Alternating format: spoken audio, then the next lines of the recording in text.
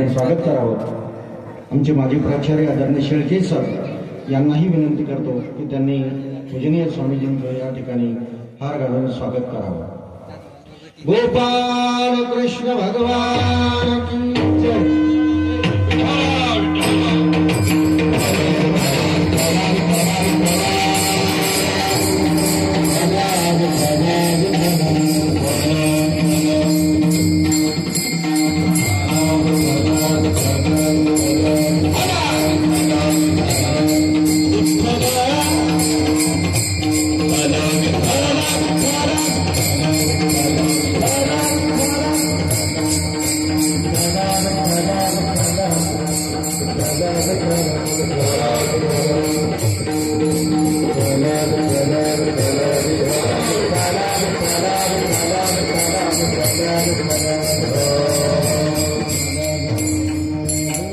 समचरण सरोजम सान्द्र नीलाम्बुदाभं जघननिहितपाणिं मण्डनं मण्डनानां तरुण तुलसीमाला कंधरं कंजनेत्रं सदय धवलहासं विठ्ठलं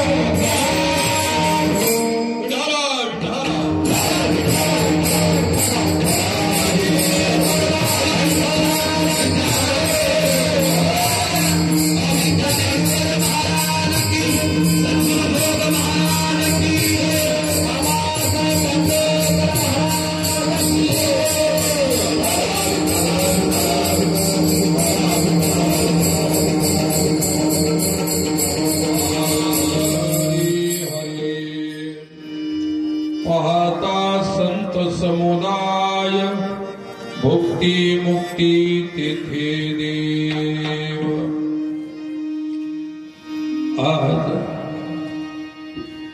पूजनीय आदरणीय वैकुंठवासी हरिभक्तपरायण श्री श्री दानेकर मामांच्या स्मृती दिना महोत्सवाच्या निमित्ताने आजची ही कीर्तनरूपी सेवा आहे. त्या निमित्ताने पूजनीय आदरणीय मामासाहेबांचं आपण स्मरण करणार आहोत. तत्प्रित्यर्थ निवडलेला अभंग संतश्रेष्ठ शांतीब्रह्म संत एकनाथ महाराजांचा आहे. छोटासा अभंग आहे महाराजांचा, परंतु या अभंगाच्या वतीने आपल्याला अनंत जीवावर अनंत साधकावर ज्यांनी उपकार केले, साधकाचे मायबाप असणारे व्यावहारिक गुरु आणि पारमार्थिक गुरु दोन्ही ठिकाणचं ज्यांना गुरुत्व लाभलेलं आहे असे पूजनीय मामासाहेब, ज्यांनी समाज घडवला, सोबत साधक घडवले, संत घडवले असे महान विभूती. आणि या विभूतीचा आपल्या आदर्श विद्यालयाच्या या आदर्श संस्थेच्या वतीनं दरवर्षी अखंड अव्याहत मामाचा हा स्मृती दिन सोहळा आपण साजरा करत असतो. पूजनीय मामासाहेब दांडेकर हे किती महान संत होते, थोर पुरुष होते, थोर विचारवंत होते. त्यांचं वर्णन आपल्यासारख्याची वाणी सुद्धा करू शकणार नाही. एवढं महानत्व त्यांच्यामध्ये होतं, एवढं श्रेष्ठत्व त्यांच्यामध्ये होतं. म्हणून अभंगाकडे जाण्यापूर्वी आपण थोडस चिंतन करू. विठ्ठला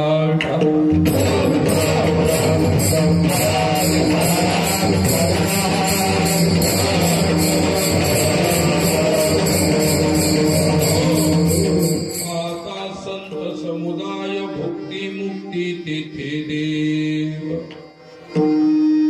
शांती ब्रह्म संत एकनाथ महाराजांनी आपल्या या छोट्याशा अभंगामध्ये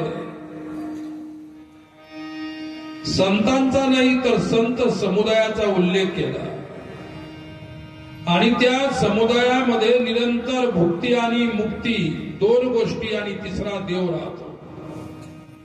अशा संतांना शरण गेल्यानंतर आपल्या हृदयामध्ये ब्रह्मज्ञानाचा उदय होतो आणि त्यांचा विरोध असेल, प्रबोध असेल, उपदेश असेल, हे त्यांच्या वाणीतून मिळणारं उच्चिष्ट आहे. त्या उच्चिष्टाचा एक कण म्हणजे एक शब्द जरी आपण श्रवण केला आणि चित्ताला जर तो स्पर्श करून घेतला तर जरूर आपल्याला आपलं साध्य, आपलं लक्ष मुक्ती मिळाल्याशिवाय राहणार नाही. असे जनार्दन स्वामीचे शिष्य संत एकनाथ महाराज सांगतात. अभंगाचा थोडा भूमिकेचा, प्रस्तावनेचा भाग पाहून अभंगाचं चिंतन करणार आहोत. विठ्ठला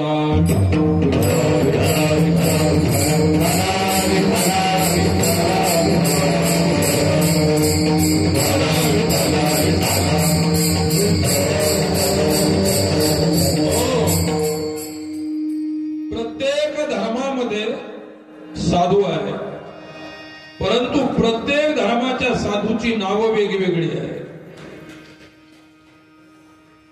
प्रत्येक धर्माच्या साधूची वेगवेगळी नाव आहे. आपण साधू म्हणतो, संत म्हणतो, या महात्मा म्हणतो. कोठे फकीर आहे, कोठे पीर आहे, कोठे भिक्षू आहे, कोठे पादरी आहे. वेगवेगळ्या धर्मांनी साधूला वेगवेगळी नावात संबोधन येत आहे. परंतु वेदाने महापुरुषासाठी ज्या शब्दाने संबोधन केलेलं आहे आणि त्या संबोधनाला आपल्या संप्रदायामध्ये ज्यांनी आश्रय दिला ते शब्द आपल्या संप्रदायासाठी वापरले आणि असा संप्रदाय म्हणजे वारकरी संप्रदाय. याचा अर्थ आहे की वारकरी संप्रदाय हा सनातन संप्रदाय आहे. तुम्ही आम्ही म्हणतो की आपला धर्म कोणता आहे, तर आपला धर्म सनातन आहे. सनातन धर्माला हिंदू हे नाव फार उशिरा मिळालं, ते काही कारणाने मिळालं.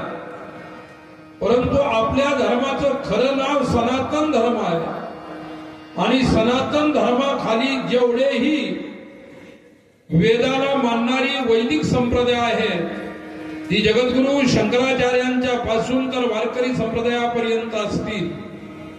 बाकी अनेक वैष्णवांची संप्रदाय आहेत, अनेक मत आहेत, अनेक मतांतर आहेत. परंतु वारकरी संप्रदायाने कलियुगाची जीवांचा उद्धार करण्यासाठी ज्या तत्वज्ञानाचा आश्रय घेतला ते विचार आणि ते तत्वज्ञान अतिशय उंच कोटीचं आहे, एक नंबर. आणि दुसरी गोष्ट, सनातन धर्माचा हा विचार जनमानसापर्यंत पेरण्याचा प्रयत्न आमच्या वारकरी संतांनी केलेला आहे. विठ्ठला विठ्ठल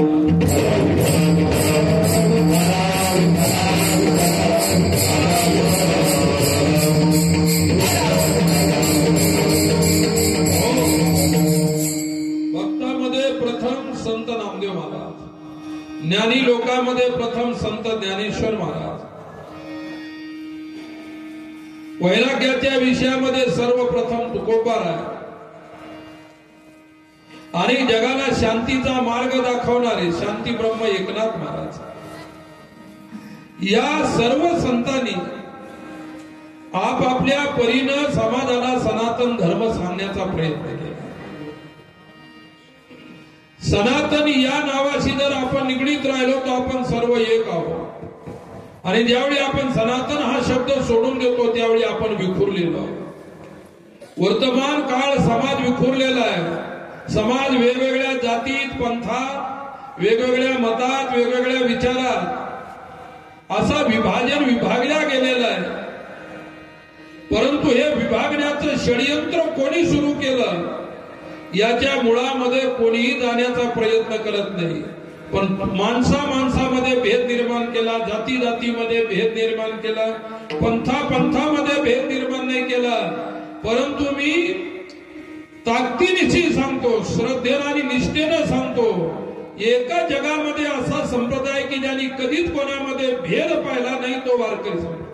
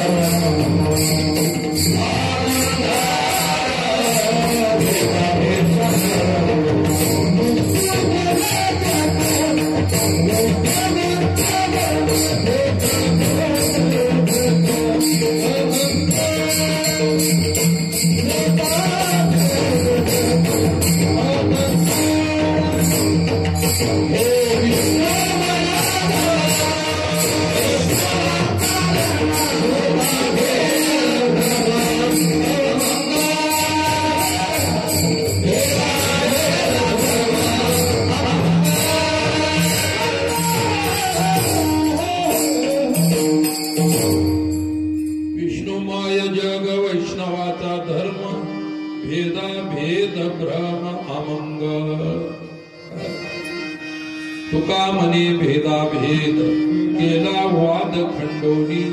परस्परामध्ये जे काही वाद उभे राहिले आहेत, तंटे उभे राहिले आहेत, झगडे उभे राहिले आहेत, भांडण उभे राहिले आहेत. वारकरी संप्रदायाने कधी कोणामध्ये भेद नाही पाहिला.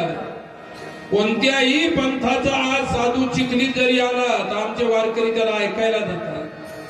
बाकीच्या पंथाचं तसं नाही. त्यांची माणसं आपल्या कीर्तनात कधीच येऊन बसणार नाही. ती माणसं आपली आहे पण आपल्यापासून तोडल्या गेली नाही. आपलीच माणसं आपल्यापासून तोडण्याचा जो धंदा आहे काही पंथांचा, काही संप्रदायाचा आहे. काय वारकरी संप्रदाय कोणाच्याही पुढे नतमस्तक होतो, कोणाच्या पुढे ऐकायला बसतो. वारकरी संप्रदायातला माणूस हे म्हणणार नाही आमचा वारकरी, हे म्हणणार नाही. आणि त्याची जात पात पंथ, तो कोणत्या पंथाचा आहे, कोणत्या संप्रदायाचा आहे पाहणार. तो चांगल्या गोष्टी सांगतो ना तर त्याला ऐकायला काही हरकत नाही. मग आम्ही काय वाईट गोष्टी सांगतो का लोकांना? मग त्या पंथातली त्या पंथातली लोक इथं काय येऊन बसत नाही. याचा अर्थ हा नाही की वारकरी वेडे आहे. वारकरी वेडे हा याचा अर्थ नाही. वारकरी समजदार आहेत हा याचा अर्थ आहे. त्यांना कधी भेद शिकवला गेला नाही. प्रत्येकाला आपलंसं समजण्याचा विचार त्यांना सांगितला गेला आहे. आणि तो विचार नामदेवरायापासून, ज्ञानेश्वर माऊलीपासून, तुकोबारायापासून, नाथांच्या पासून तर निरोबारायापर्यंत आणि आजही आमचे वारकरी संत कीर्तनकार तोच विचार जगाला सांगतात. विचारात आम्ही परिवर्तन होऊ दिलं नाही. लक्षात घ्या. विठ्ठला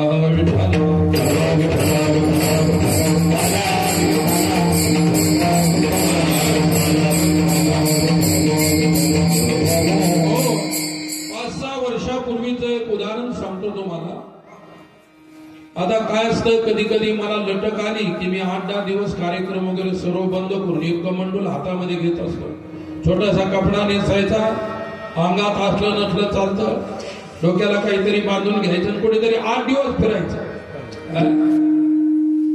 8 दिवस फिरायचं, कोणाला ओळखून सुद्धा येणार नाही. एकदा तर असं झालं, मी फिरायला गेलो असताना मोठे कीर्तनकार संत होते, ते माझ्या परिचित होते, मी त्यांच्या परिचित होतो. त्यांची गाडी माझ्या हाताला घासून गेली तरी त्यांनी मला ओळखलं. आपल्याला कोणी ओळखू नये अशा प्रकारचा फेटा वाकडा तिकडा बांधायचा, अंगाला चिरगुट बांधायचे, हेच अंगातले कपडे उलटे सिधे करून घ्यायचे. नाही तर असं कोणी नावानं कोणी ओळखतो, कुठेही जाऊ द्या. आणि आनंद घ्यायचा, आनंद घेतल्यावर अनुभव घ्यायचा, समाजाचा घ्यायचा. वेगवेगळ्या त्या परिसरातले साधू संत मठ तिथं जायचं, त्यांचे विचार पाहायचे. आपला विचार सांगण्याचा प्रयत्न नाही करायचा, फक्त त्यांचा ऐकण्यासाठी. एका गावात 2 सेवक होते आमच्यावर. एक आमचे काशीनाथ बुवा भिसे होते शिलोडीचे, ते वारले बिचारे, ते माझ्या सोबत होते. दुसरा एक विद्यार्थी होता, आम्ही 3 जण होतो. माझ्या हातात एक कमंडूल आणि जेवढे अंगावर कपडे तेवढे, हात राहिला नाही, पांग राहिले. थंडीचे दिवस. एक दिवस तर अक्षरशः असं झालं की ते याचा जो आपला हे असतं ना मकाचा गुळ लावलेला, त्याच्यात घुसलो आम्ही रात्र. अंगावर राहिला अंतर आणि भिक्षा मागायची, मधुकरी मागायची ना खायची. मग असं फिरत फिरत फिरत गेलो एका गावात 4 ते 5च्या दरम्यान. एक महात्म्याचा मठ होता, त्या मठात गेलो. त्या विचारांना इतका आनंद झाला आम्ही गेल्याचं. आणि आमचा नियम होता, मधुकरी शिवाय दुसरं अन्न कुठंच खायचं नाही, चहा नाही प्यायचा, काहीच घ्यायचं नाही. ते महाराज आम्हाला आग्रह करू लागले, पाणी प्या. आम्ही कोणी दिलेलं पाणी सुद्धा प्यायचा नियम होता. आपणच कोणीतरी विहिरीवर शेंदायचं, नदीवर जायचं, घ्यायचं, आपल्या कमंडूरला पाणी प्यायचं. त्यांनी आमच्यासाठी, आम्ही मंदिरात स्नान हवं, दर्शनाला गेलो, आमच्यासाठी फळं कापून ठेवले, थोडस चहा वगैरे काय आमच्या हात घेतच नाही, पण दूध वगैरे तयार करून ठेवलं. आम्ही घेतलो, महाराज क्षमा करा, आम्ही नाही का 7 दिवस आमचा नियम आहे, आम्ही काही बाहेरचं घेत नाही किंवा कोणी तयार केलेला असं काही घेत नाही. बुवा तेव्हा मी एवढे कष्ट केले, मी तुमच्यासाठी फळं कापले, अमकं केलं तमकं केलं, म्हणून तुम्ही फारच चांगलं केलं, तुमच्या करण्याचा सन्मान करतो म्हटलं, आम्ही आदर करतो, पण आमचा नियम मोडत नाही. विठ्ठला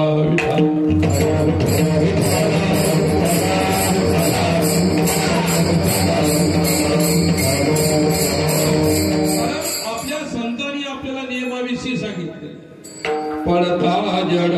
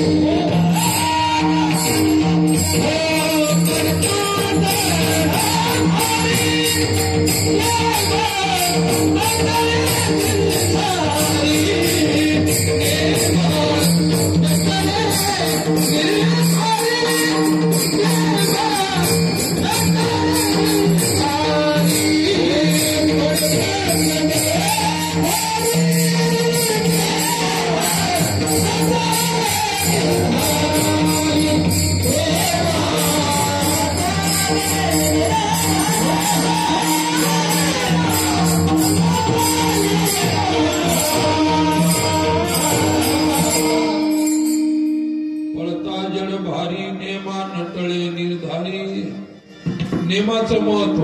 नित्य नेम नामी ते प्राणी दुर्लभ लक्ष्मी वल्लभ. नित्य नेमाने चालणाऱ्या जवळ देव राहतो, त्याच्या सोबत देव राहतो, त्याच्या सानिध्यात देव राहतो, तो देवाच्या सानिध्यात. महात्म्याने भरपूर केलं पण आम्हालाही चांगलं वाटलं नाही. म्हटलं एवढा आदरपूर्वक केलं पण आम्ही नियम पक्का केला होता. कोणी काही जरी दिलं तर घ्यायचं नाही. 6 दिवस दान नाही, दक्षिणा नाही, फूल नाही, फळ नाही, चहा नाही, पाणी नाही, काही फक्त भिक्षेत जे येईल ते खायचं. भिक्षा मागायची, दोघांना जायचं, त्या दोघांनी त्यांनी भिक्षा मागून आणायचं, असं नाही होत. मग 4च्या दरम्यान एक छोटस गाव, 60-70 घराच्या वस्तीचं गाव. त्या गावात मारुतीच्या मंदिरावर गेलो तर मारुती काय शेंदूर लावलेले लाल रंगाचे मारुती प्रत्येक गावात आहे. काही ठिकाणी मारुतीला शेंदूर लावत नाही, फक्त तेलच चढवल्या जातं, असे मारुती पाहिले. पण त्या गावाच्या मारुतीमध्ये मंदिरात गेल्यानंतर मारुती पूर्ण डांबरासारखा काढा. म्हटलं हे कोणती पद्धत आहे काय? तिथे एक दाढीवाला माणूस बसलेला होता. ग्रस्त माणूस होता पण साधूच्या वेशामध्ये होता आणि राष्ट्रसंत तुकडोजी महाराजांचा प्रिय शिष्य होता. म्हातारा माणूस होता. तो म्हणाला मी राष्ट्रसंताचा शिष्य. म्हणलं का हो, या मारुतीला हे काळं कोणा लावलं, काय हे? ते म्हणे महाराज तुम्ही विचारू नये आणि मी सांगू नये. तुम्ही जर विचारलं तर तुम्ही अडचणीत येऊ शकता आणि मी सांगितलं तर मी सुद्धा अडचणीत येऊ शकतो.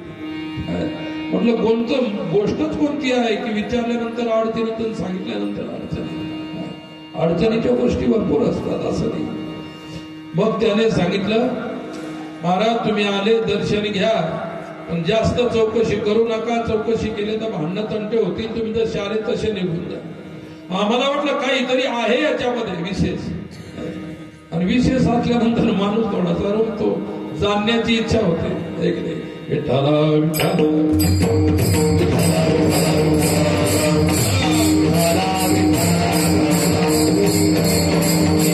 ही क्रांती अशा गोष्टीतून उभी राहते. एके दिवशी नारद आले आणि ते कैलास आश्रमावरती भगवान शंकर भगवान जप करत बसले होते. रुद्राक्षाची माळा आणि जप करत बसले. जप करत बसल्यानंतर ते त्यांच्या मस्तीमध्ये शांत बसले होते. दुसऱ्याची मस्ती कशाला मोडतात? त्याची मस्ती करू द्या. पण काही माणसानं करमत नाही. त्यांचं कोणाचं सरळ चालेल की वाकडं कसं होईल, हा माणसाचा स्वभाव. आणि तिथे अचानक नारदजी आले आणि शंकरजीच्या कानात सांगितलं काहीतरी. काही सांगितलं नाही, फक्त एवढंच सांगितलं की तुम्ही एका बाजूला गंगा बसली होती जप करत आणि एका बाजूला गौरी बसली होती जप करत.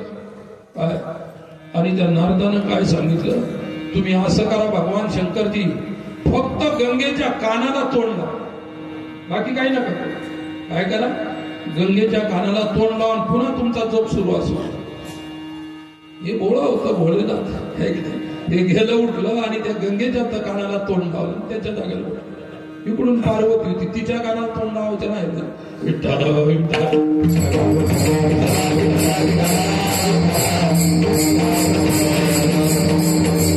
आणि तुमच्याही कानाला तोंड लावून लावून आम्ही थकून गेलो. लक्षात रोज तुमच्या कानाला तोंड लावावं लागते, बडबड करावी लागते. आणि मग काय झालं, ती पार्वती रागवली आणि तुम्ही त्या गंगेच्या कानात सांगितलंच काय मला सांग. त्यानं काही सांगितलं होतं तिच्या कानात? काहीच नाही सांगितलं. नाही नाही नाही आता बिलकुल जमणार नाही, झगडा झाला चालेल, पण तिच्या कानात तुम्ही कोणती गोष्ट सांगितली?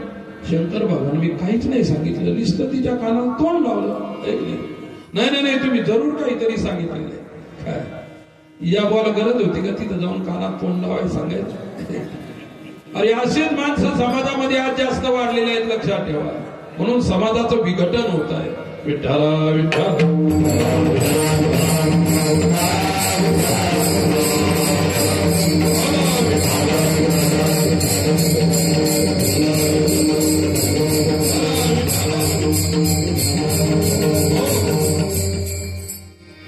गंगा गौरी दोघे भांडवी सभ्यासी धाडीले वनारे. विनाकारण झगडा झाला, काही कारणच नव्हतं, फक्त विनाकारण झगडा झाला. शंकर भगवान तो गिलाई सोडून जंगलात निघून गेले. नकोच माझ्या व्हायचं झाली, काही सांगितलं नाही, रिकामा झगडा. सांगण्याचं तात्पर्य की त्या गावात आम्ही गेलो, अशीच गोष्ट घडली म्हणून तुम्हाला सांगतो. त्या महाराजांना म्हटलं ते बिचारे खाली मान घालून हरिपाठ घेऊ लागले, आपल्या माऊलीचा हरिपाठ. आम्ही म्हटलो हरिपाठ होईपर्यंत त्यांच्या मागे मागे म्हणत हरिपाठ म्हटलं आम्ही सर्वांनी. आणि 4 वाजेला त्याने हरिपाठ सुरू केला होता, 4:30 वाजेपर्यंत संपलं ते हरिपाठ सर्व. आम्हाला लागल्या ताण. आम्ही शेजारच्या घरी गेलो, मंदिराच्या पुढे. म्हटलं बाई आम्हाला ताना लागल्या, थोडस पाणी देता प्यायला. आणि आमचा नियमच होता कोणा पाणी मागायचा. परमेश्वर कसे नियम सांभाळतो साधूचे. ती बाई म्हणाली तुम्ही धाड धकड दिसता, तुम्हाला लाजा वाटतात का पाणी मागायला? तुला विहीर दिसत नाही का, नदी दिसत नाही का बाजूला?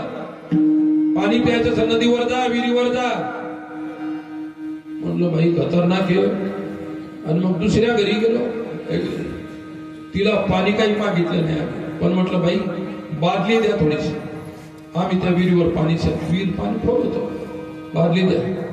मला ते धंदे बादली द्यायचे, तुम्ही आले कुठून? अरे प्रत्येक घरी हेच ऐकायला, काहीतरी वेगळं विपरीत ऐकायला मिळू लागलं.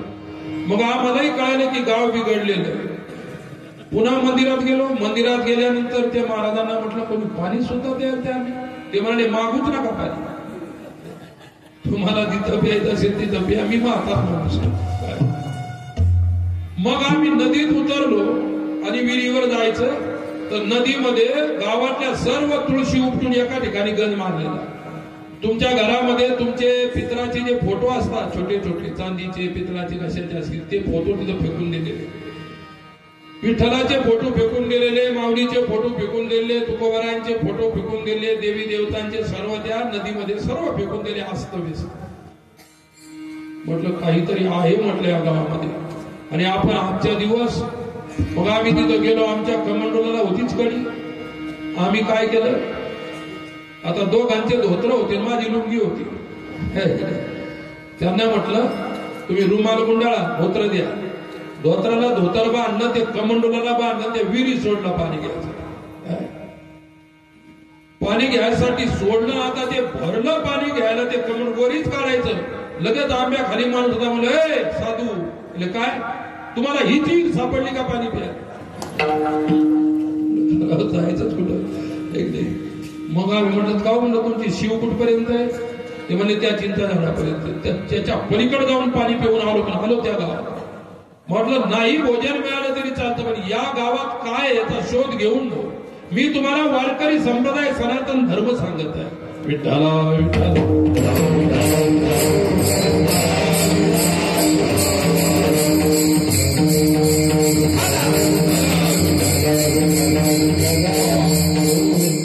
दुसऱ्या गावच्या शिवारातून पाणी पिऊन आलो. बरं झालं तिकडे कोणी दुसरा सापडला नाही. आमच्या बागेत होतं पाणी. पाणी पिऊन आलो. तिन्ही कमांडोला भरून आले. म्हणलं गावात पुन्हा काम लावू शकतो. मग आलो त्या मंदिरामध्ये. पुन्हा त्यांना विचारलं काळं कसं काय लावलं म्हटलं देवाच्या मूर्तीला. म्हणे आमच्या गाव बिघडलेले, आमच्या गावातल्या लोकांनी शेंदुराच्या वळी बुक्का नाही म्हणजे कोळशे वाटून त्या ठिकाणी याला काळं लावून दिले देवाला. देवाला तांब्यावर कोणी पाणी घालत नाही. मारुतीच्या मंदिराच्या पायऱ्या सुद्धा चढत नाही. कोणी देवाला हात सुद्धा जोडत नाही. मला असं झालं काय? ते म्हणले तुम्हाला जर पाहायचं असेल तर संध्याकाळ होऊ द्या. म्हणजे संध्याकाळी काय? म्हणजे ज्यानं हे असं केलं, तुळशी उपटायला लावल्या, फोटो फेकायला लावले, गुरुचे फोटो, देवाचे फोटो, संतांचे फोटो सर्व फेकायला लावले, त्यांचं संध्याकाळी प्रवचन होतं. आम्ही ठरवलं प्रवचन ऐकूनच जाऊ, काय सांगतो. ते महात्मा होते. त्यांना म्हटलं वा रिकाम्यात भानगडी होती. म्हणे महाराज तुम्ही काही नादी लागू नका, गाव बिघडले. म्हटलं गाव बिघडलेले, पण आमचा धंदा गाव बिघडलेल्या गावांना सुधारण्याचा आहे. म्हटलं आमचा धंदा तो आहे. अहो तुम्ही काय करू शकाल? तुम्ही कुठले काय सर्व गाव एका बाजूला, तुम्ही ती गजन एका बाजूला. काय आम्ही वाटेल ते करू शकतो. म्हणलं ती गय म्हणजे काही कमी असं समजू नको. आम्हाला भीती दाखवू नको. त्या आत्म्याला म्हटलं भीती दाखवू नका म्हटलं आम्हाला तुम्ही. आणि मग काय झालं, आम्ही तसेच मंदिरात बसलो. आमच्या जवळच पाणी प्यायचं आणि बसायचं. तिथं कोण जेवायला बोलणार आहे कशाला? संबंधच नाही त्या गोष्टीचा. इतका अविचाराचं विष पेरलेलं होतं तिथे. मग आले दोन माणसं. ते महाराज आले त्या पंथाचे. त्याचं नाव नाही सांगत मी आता, पण त्या पंथाचे दोन महाराज आले. त्यांना पायजामा होता आणि ऋषर्क होतं आणि डोक्याला उपरणं बांधलेलं होतं. आले दोघ जण. आणि एक मातीचा वटा होता. तिथं काहीतरी लोकांनी सतरंजी आथरलेली होती. त्या वट्यावर घोंगडी आथरलेली होती आणि एक असा स्पीकर उभा करून ठेवलेला होता. मग आम्ही म्हटलं ते महाराज होते.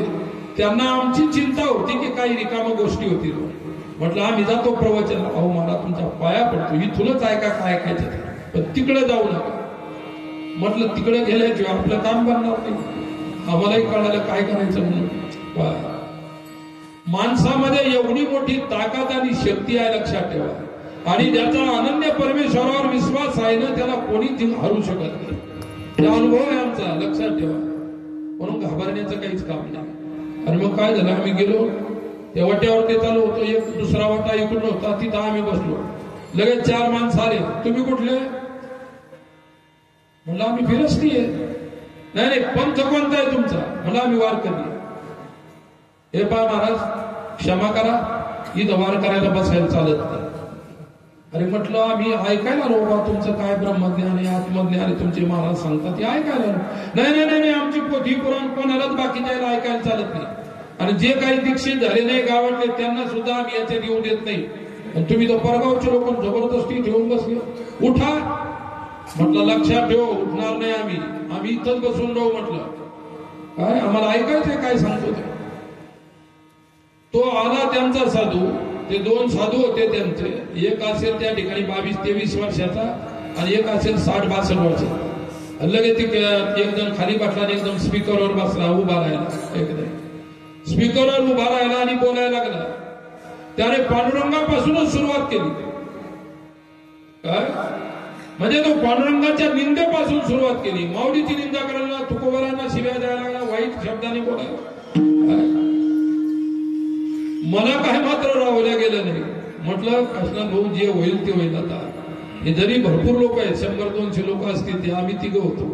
फक्त तुम्ही पाठीमागे उभे राहा, काहीच करू नका. मी जसा गेलो तिथं आणि त्याचा स्पीकर होता, धरला ना तर नाम फेकून दिला, त्याला उचललं. उचलल्याबरोबर मी सांगतो त्याची आंघोळ झाली, इतका घाम फुटला त्याला. आणि बाकीचे ते ऐकायला आले, सर्व पळून गेले. आपल्याला माहित होतं की हे सर्व असतील, हे काहीच कामाचे नाही. हे काही नाही, 2-3 जण थांबले, तेही लंगडत पडून गेले.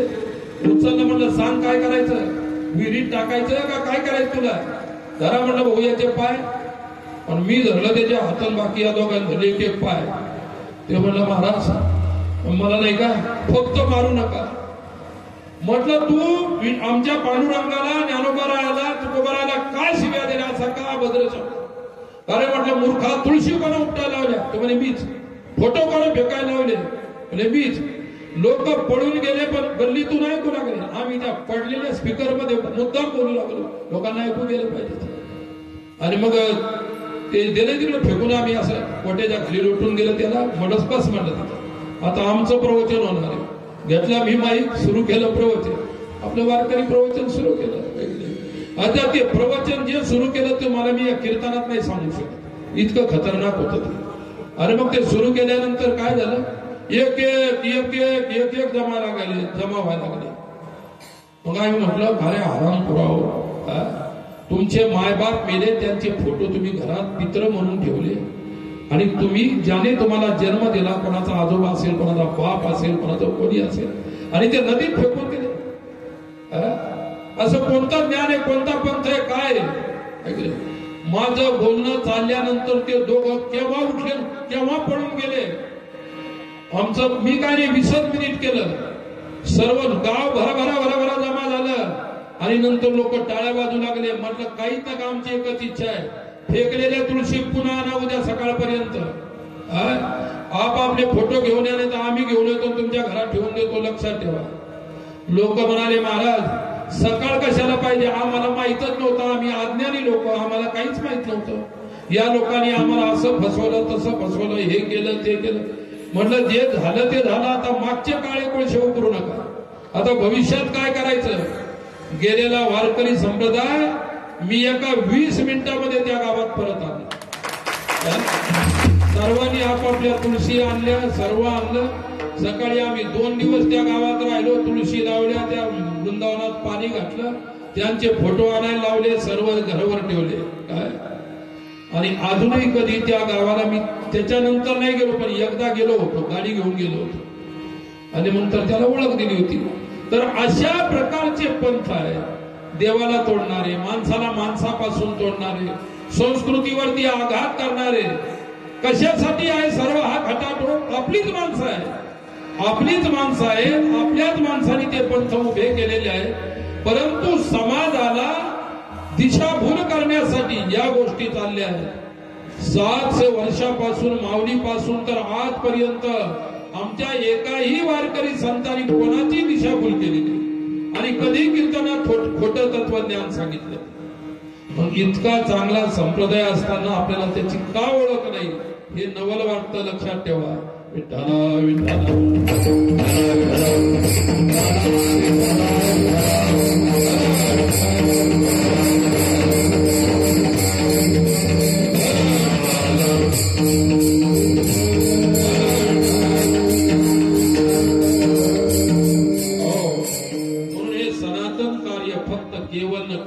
वारकरी संत करू शकतो.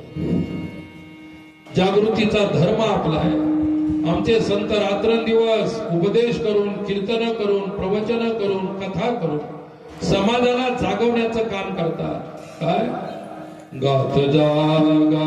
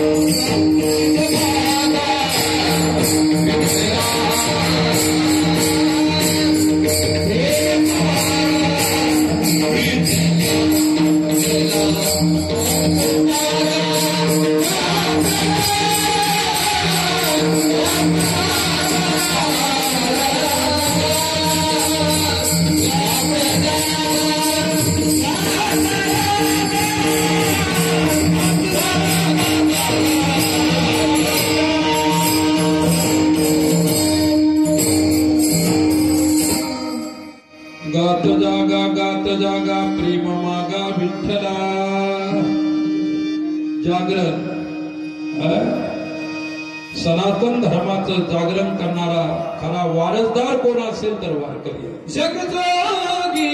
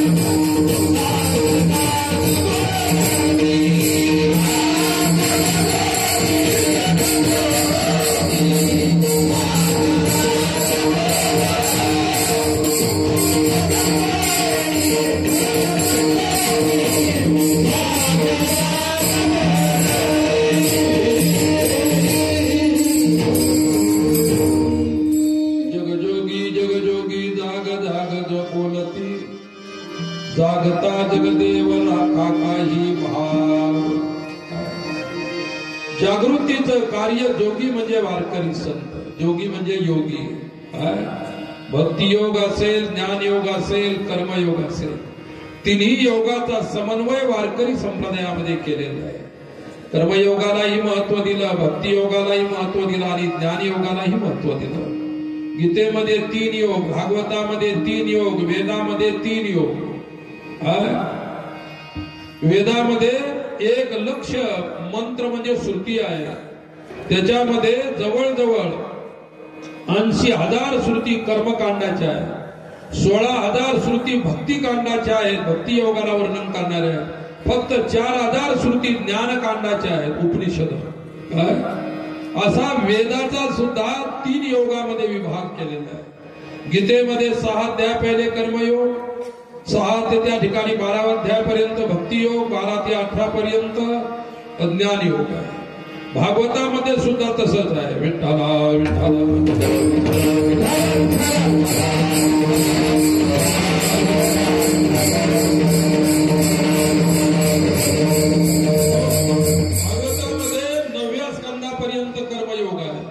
दहावा स्कंद स्वतंत्र भक्ती योग आहे. 11वा स्कंद जो आहे तो ज्ञान योग आहे आणि 12वा स्कंद हा फल योग आहे. अशा प्रकारचं भागवतामध्ये सुद्धा विभाजन केलेलं. आपला विषय होता की जनाची म्हणजे जगाची जागृती करण्यामध्ये अहोरात्र आपलं आयुष्य खर्च करणारे, आयुष्य वेचणारे संत आहेत, ज्यांचा आपण स्मृतिदिन सोहळा साजरा करत आहोत. आयुष्यभर मामासाहेबांनी हेच कार्य केलं, जे कार्य तुकोबारायांनी केलं, माऊलीनं केलं, पूर्व संतांनी केलं, मामासाहेबांनी सुद्धा तेच कार्य केलं. माणसं तर त्यांनी घडवले, पण संत घडवले हे मामासाहेबांचं सर्वात मोठं कार्य आहे. विठाला विठाला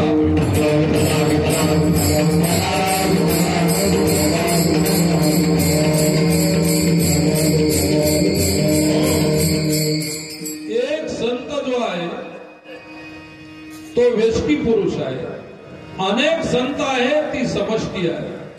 संतांची व्यष्टी असेल, संतांची समष्टी असेल, परंतु ती जगाच्या उपयोगाची आहे आणि त्याच्यातून फलश्रुती काय आहे अभंगाच्या पहिल्याच्या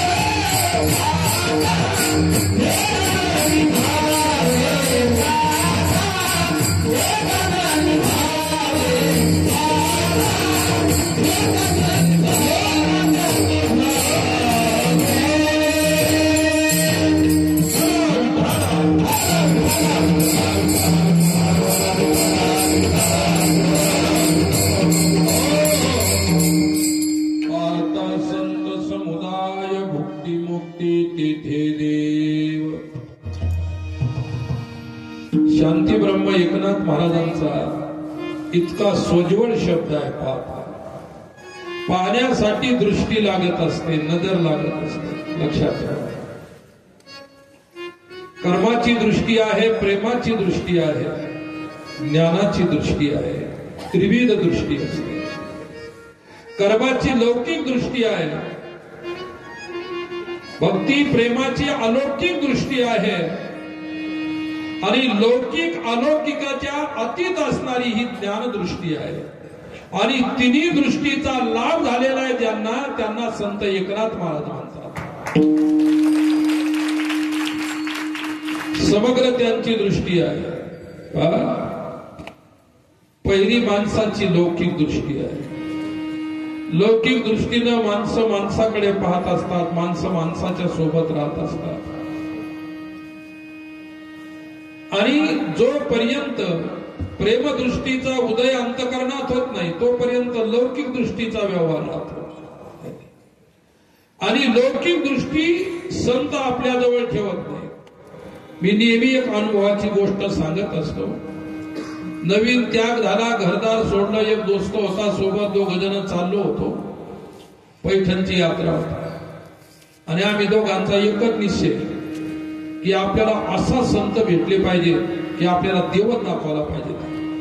आता ते अज्ञान होतं. है की नाही? इतक्या लवकर देव दाखवणारा संतही मिळणं कठीण आहे. आमच्या भावना योग्य होत्या की अयोग्य होत्या त्यावेळी आम्हालाही निर्णय करता येत नव्हता. आणि मग काय झालं, गेलो आम्ही पैठणला.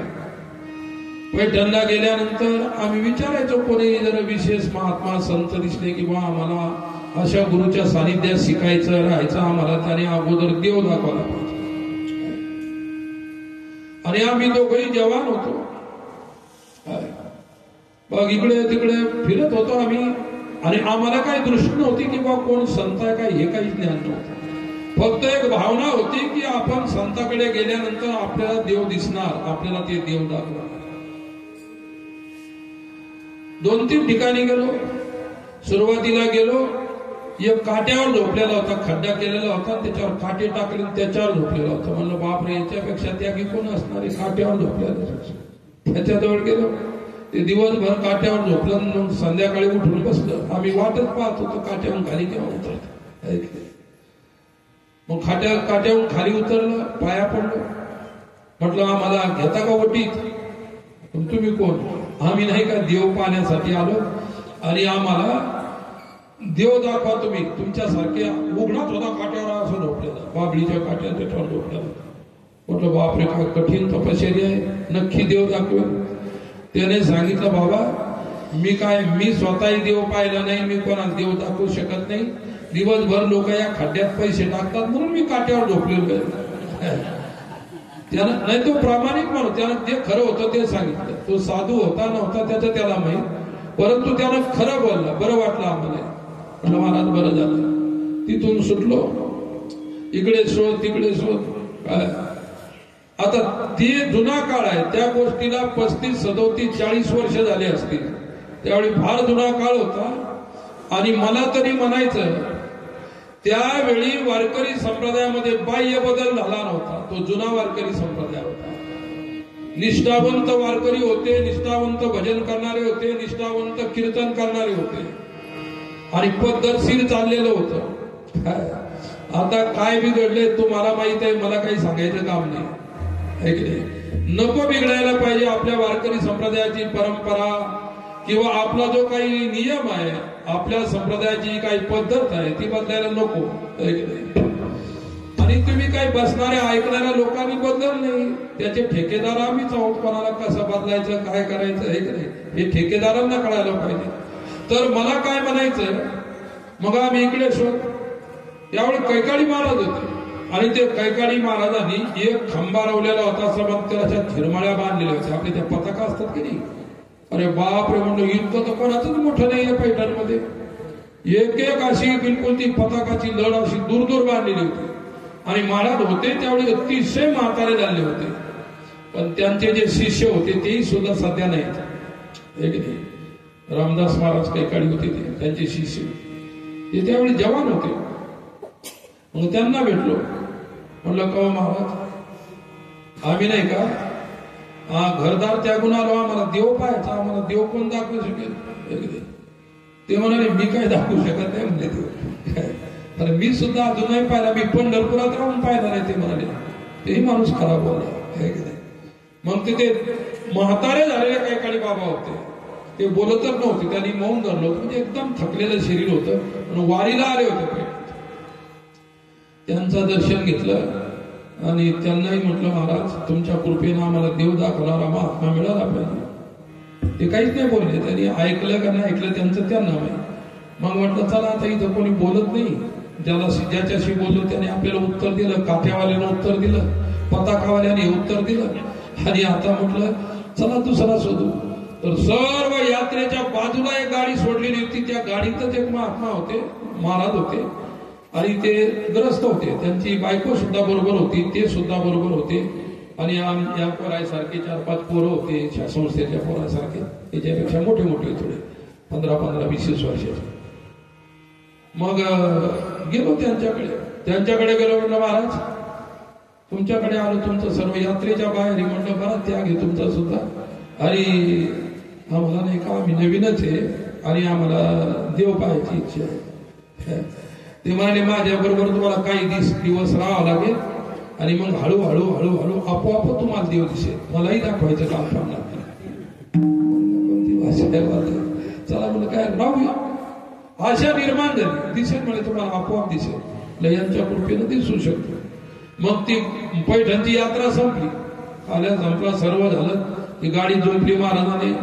आम्ही ते 2-4 पोरं त्यांच्या रोडच्या, आम्ही दोघं 6 जण असे झालो. त्यांची बायको आणि ते गाडीमध्ये, ते बाबाच गाडी आणायचे. चांगले होते, सुंदर कीर्तन करायचे. काय गाडगे महाराजांच्या परंपरेतले होते आणि ते सुंदर कीर्तन करायचे. विठ्ठला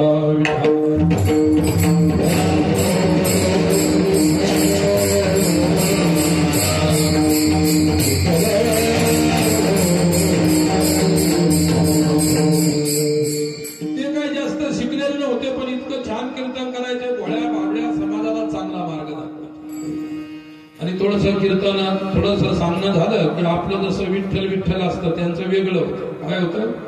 गोपाला गोपाला देवकी नंदन गोपाला गोपाला गोपाला देवकी नंदन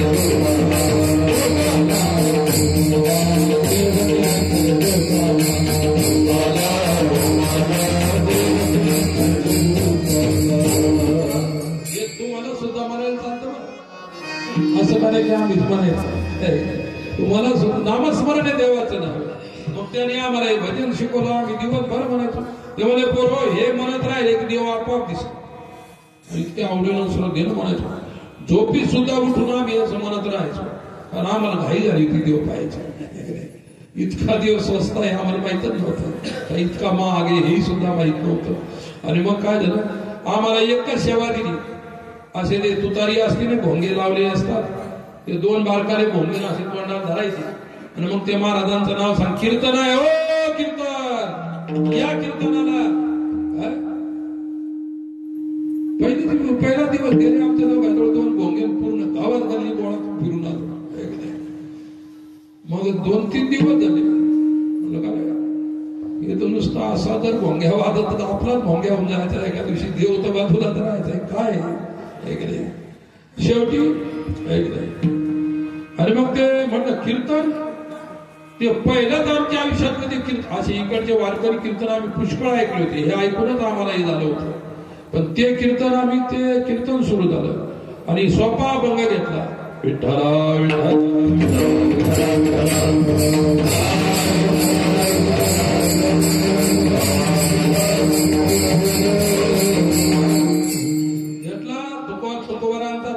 काय बनवता. हरिचंद्र तारा राणी वाही डोम्या घरी पाणी.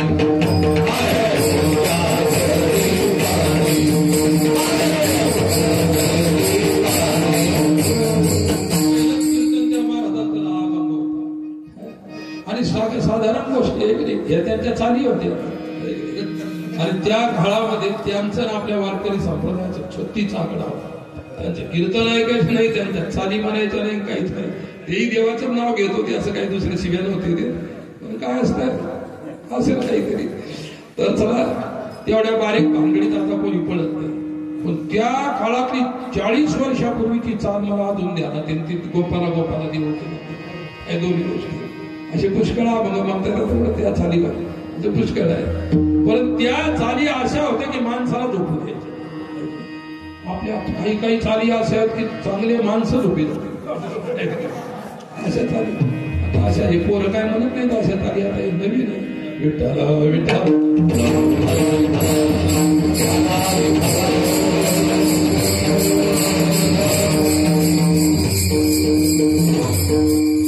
आणि काय झालं इकडं आपल्या देवळगावाच्या साईडला असं ते फळाचं कीर्तन फळ आणि ते फळातले टाळ मोठे टाळाचे आणि एवढे लयबद्ध चाली चाल म्हणता म्हणताच माणसाला झोपायच्या.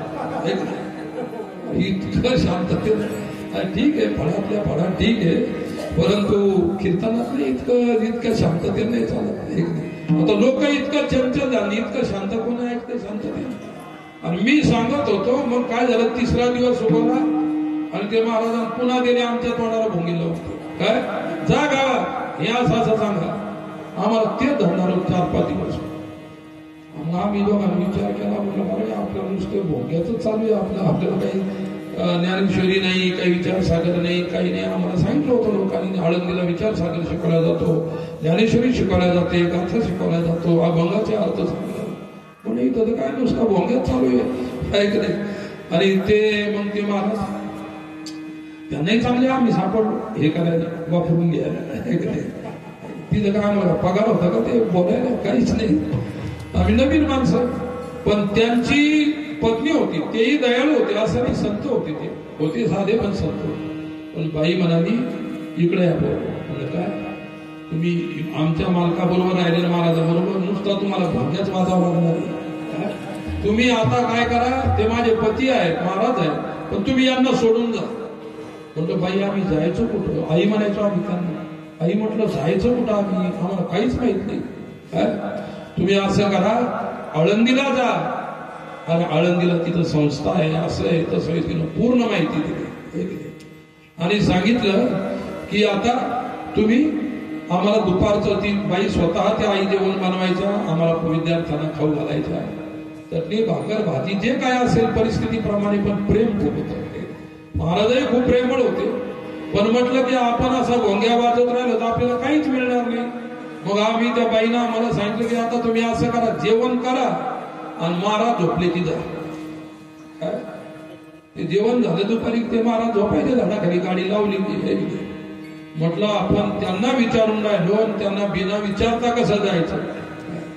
म्हटलं आई त्यांना बिना विचारता जाता येणार नाही. नवीन नवीन आपण ज्यावेळी परमार्थाला लागत असतो ना, कोणी बी लई इमानदारी असते, नंतर नंतर इमानदारी संपून जाते.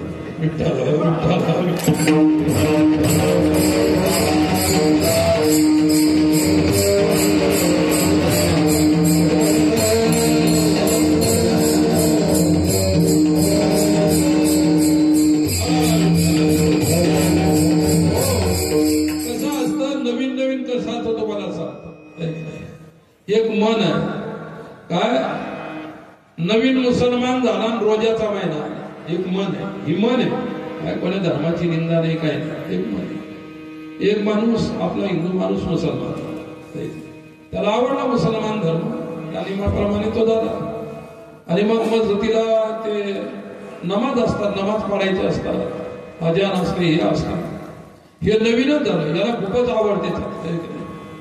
आता नवीन आहे, जुने मुसलमान समोरच्या लाईन मध्ये राहू द्यायचे, आपण मागे राहायचं, त्यांचं पाहून करायचं नाही का नाही. काय हे पुढच्या लाईनीमध्ये, याला इतकी घाई झाली की मला आता काय अल्लाचा घरी जाऊन पोहोचून देतात का, काय करतात का, मी पोहोचतो. हे पुढं पुढं पुढं पुढं, पाणी आणून द्यायला पुढं, छत्राच्या टाकायला पुढं, नमाज करायला पुढच्या लाईन मध्ये. आता काय असतं की त्यांचं जे काय अभ्यास असतो, त्यांचा अभ्यास, आपला अभ्यास, तो काही अभ्यास प्रत्येकाचा असतो. कानात बोटं घातले आणि नंतर गुडघे टेकायचे, ते टेकायचं. डोकं टेकवलं, डोकं ठेवलं की तेवढ्या स्पीड मध्ये पुन्हा उचललं गेलं पाहिजे. काय याच्यामध्ये जास्तच भक्तिभाव निर्माण झाला. ते उभे राहिले तरी याचं टेकलेलंच असेल डोकं.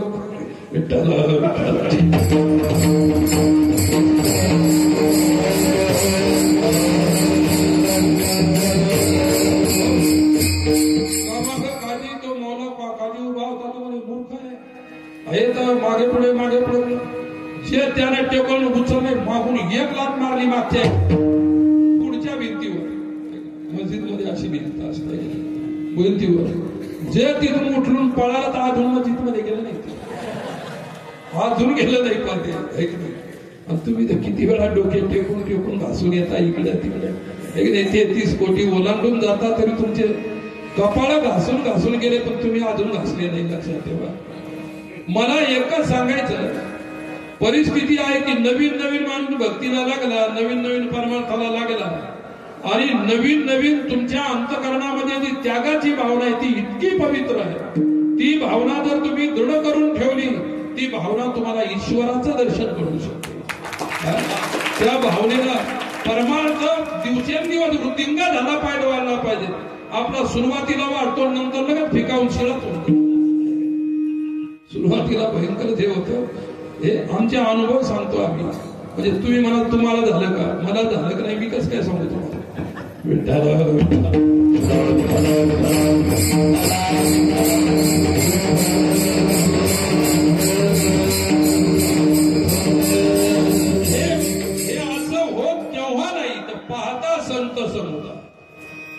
तुम्ही खऱ्या अर्थानं संतांच्या सानिध्यामध्ये राहाल, खऱ्या अर्थानं सत्संग कराल, संतांचे विचार जीवनात आणण्याचा प्रयत्न करून आचरणात आणण्याचा प्रयत्न कराल, त्या दिवशी तुम्हाला हे सर्व कळेल. आणि त्यानं काय मिळेल? त्यानंही तुम्हाला भुक्ती मिळेल, मुक्ती मिळेल आणि देव मिळेल. विठ्ठला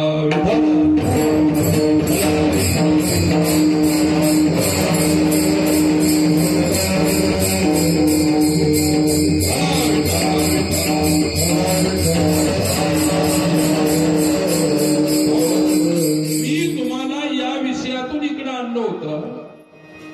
पहिली कर्मदृष्टी आहे ती लौकिक दृष्टी आहे, दुसरी प्रेम दृष्टी आहे ती भक्तीची दृष्टी आहे, आणि तिसरी ज्ञान दृष्टी आहे ती अनुभूतीची दृष्टी आहे.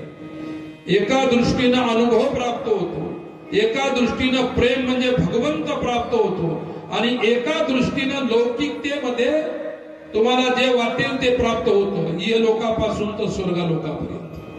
मग दृष्टी कशी घडवायची, दृष्टी कशी ठेवायची आणि दृष्टीत काय आणायचं, हा साधना करणाऱ्याचं कर्तव्य आहे, त्यानं ठरवायचं. विठ्ठला विठ्ठल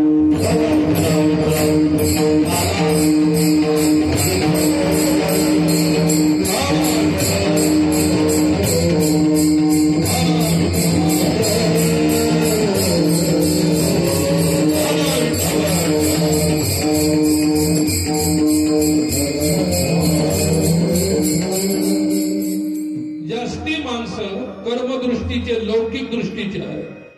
मठात असतील, मंदिरात असतील, कीर्तनात असतील, भजनात असतील, तीर्थात असतील, कुठेही असतील, जास्त माणसं लौकिक दृष्टीचे आहे. कारण लौकिकाचा कर्माचा भाग 80% आहे 100 मध्ये. आजही आमचे वारकरी संत तुम्हाला खरा परमार्थ सांगतात. आमचं वारकऱ्याचं छोटस लेकरू जरी कीर्तन करत असेल तर ते खरा परमार्थ सांगतात, खोट्या गोष्टी सांगत नाही. आणि तुम्ही आजकाल टीव्हीवर याच्यावर इतकी गर्दी असते, त्याच्यात परमार्थ काहीच नसतो, दुसऱ्याच भानगडी असतात. आणि तुम्ही नेहमी भानगडी करणार लोक भानगडी जाऊन बसतात. हा मी तुमच्या भानगडी मोडायला आलो बाबा, विचार देऊ. इथं गर्दी करायला कोणी तयार नाही. सोन्याच्या दुकानामध्ये गर्दी झाली, सोनाला तर तोंड दिसत नव्हतं, असं कधी होतं का? आणि भाजीपाल्यात एकमेकाला धक्कम धक्का होतो, त्या भाजीवाल्याचं तोंडही दिसत नाही, अर्धे त्याच्या याच्या जोड्या असतात त्या भाजीच्या, त्या चोरून घेऊन जातात खालून. तिथं किती गर्दी आहे.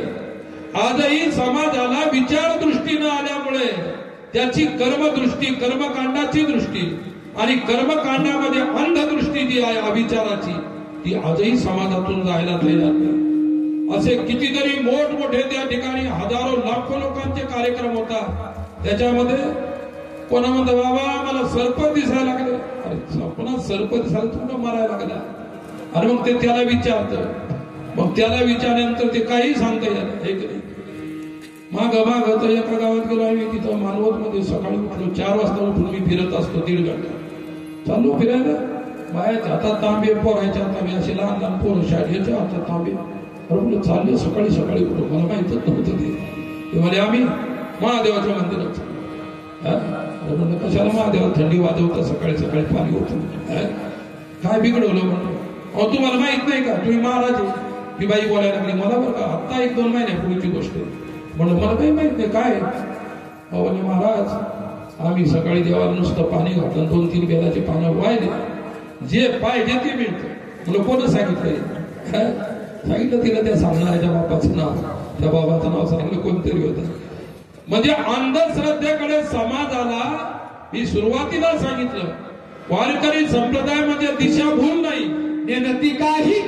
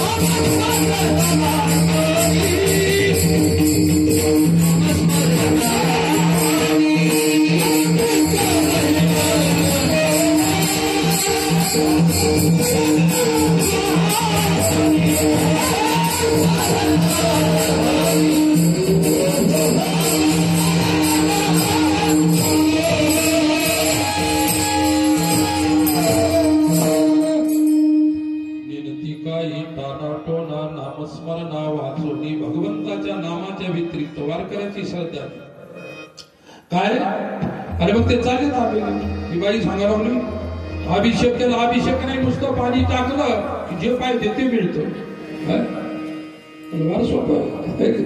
पोराला विचारलं चांगले कॉलेजचे पोरं होते एमपीएससी यूपीएससी चे क्लास करणारे पोरं म्हणजे पोरं तुम्ही कसं काय नादी लागले म्हणजे आम्हाला असं ऐकलं आम्ही सांगितलं की आता हे पाणी टाकलं महादेवाला 2-3 बेल हे वाहिले आणि नाही तर काय करायचं म्हणजे मध घ्यायचा आणि त्या बेलाच्या पानाला लावायचा आणि ते बाण चिटकवलं त्या अभ्यासच करायचं काम नाही. युपीएससी पास होतं एमपीएससी पास होतं काय. म्हटलं किती चुकीच्या मार्गाला ही तरुण पिढी लागत आहे काय. माणसं बोलतात बोलवणारा पाहिजे आणि वारकरी संप्रदायाची एक विशेषता आहे ते फालतू कोणाला बोलवत नाही. एकाही आमच्या वारकरी संतान म्हटलं नाही की आमच्याकडं कधीच म्हणणार नाही काही गरज नाही. अरे सर्व आपोआप आहे. आणि म्हटलं का रे पोरांनो आता तुम्हाला अभ्यास करायचं काम नाही क्लास क्लासला जायचं काम नाही. नाही म्हणे आम्ही आता चिटकवलं ना म्हणे ते मध लावून त्याला पान महादेवाला. म्हटलं बिना अभ्यास तुझा बाप सुद्धा तुला पास करू शकत नाही. म्हटलं काय महादेवाला काय गरज आहे तुला एमपीएससी यूपीएससी पास करून टाकायची. हे रिकामे माणसाचं मन कन्वर्ट करायचं चांगल्या मार्गाकडे माणसं लागू द्यायची की नाही हा मोठमोठ्या लोकांनी धंदा उचललेला आहे. आणि हा भोळा भावडा समाज या अंधश्रद्धेमध्ये डुबतो आणि शेवटी त्या ठिकाणी आपलं सत्य सोडून असत्याच्या पाठीमागे. कलियुगात सत्य गेले भोळ्यावरी असत्याची चाले चोरी. सत्य त्या ठिकाणी सत्याला पागल समजतात लोक आणि म्हणून सत्याचं पालन आमच्या संत समुदायाने केलेलं आहे. म्हणून नाथांनी सुद्धा म्हटलं पाहता संत समुदाय तुम्हाला जिथे परमार्थ कळत नसेल जिथे विचार अविचार कळत नसेल तिथे सारासार चिंतन कळत नसेल तर तुम्ही संत समुदायाला शरण जा. आणि आपल्या वारकरी संप्रदायामध्ये समुदायाचा परमार्थ आहे एकट्यानं जाऊन कुठे एखाद्या डोंगरात एखाद्या दरीत कपाटीत बसायचं नाही. सर्वांना सोबत घेऊन परमार्थ करायचा आणि एकमेकाचा संयम एकमेकावर राहील आणि तो आचरण भ्रष्ट होणार नाही. हा कलियुगाच्या साधनेचा काय कलियुगाची जी साधना ही आमच्या वारकरी संतांनी शोधली आणि म्हणून संत समुदायामध्ये राहायचं. विठ्ठल विठ्ठल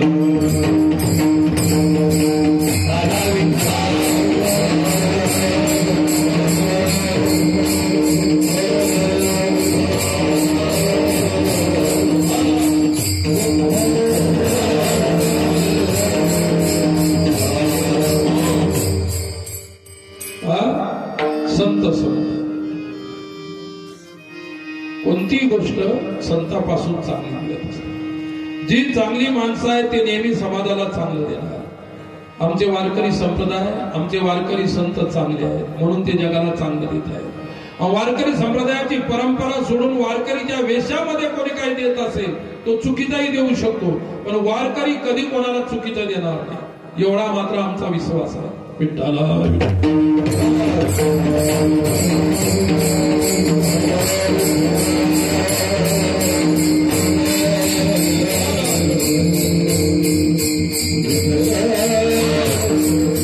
संतांच्या सानिध्याची फलश्रुती आहे भुक्ती प्राप्ती मुक्ती प्राप्ती आणि देव प्राप्ती. संत सानिध्य केल्यानंतर संत समुदायाच्या सानिध्यात राहिल्यानंतर काय एवढे मोठे मोठे संत व्यास वशिष्ठ सुख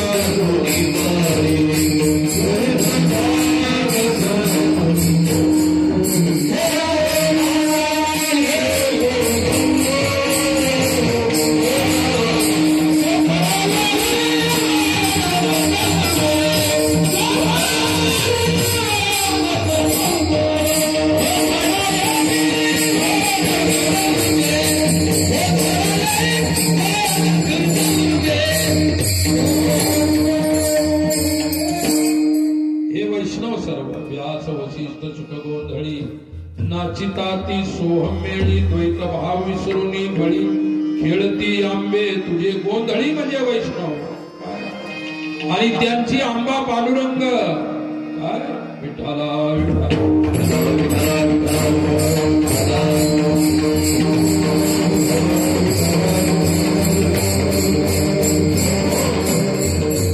तू विटेवरी सखये बाई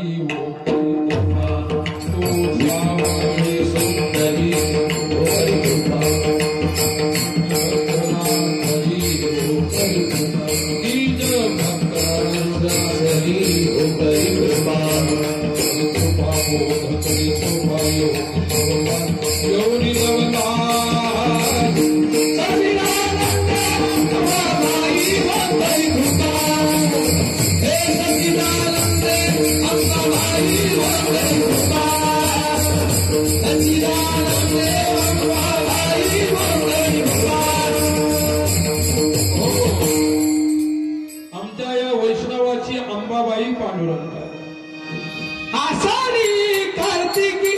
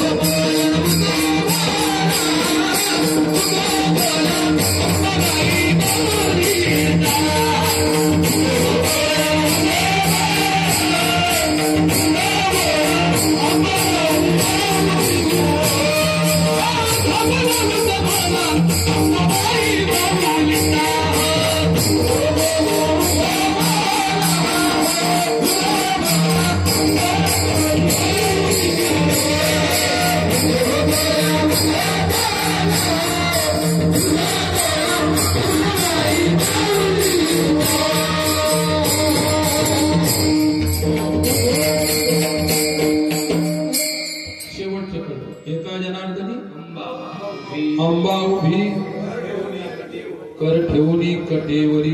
आमच्या वैष्णवाची आंबा आमचा पाठवा.